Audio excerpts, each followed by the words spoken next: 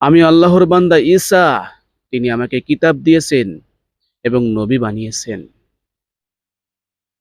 আয়াতের মূল শিক্ষা হলো হযরত ঈসা আলাইহিস সালামের জন্ম ছিল একটি অলৌকিক ঘটনা, আল্লাহর শক্তির নিদর্শন।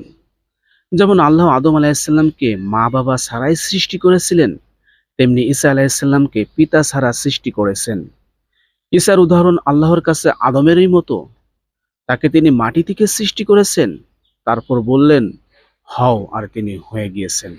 সূরা আলে ইমরান আয়াত নম্বর ৫৯।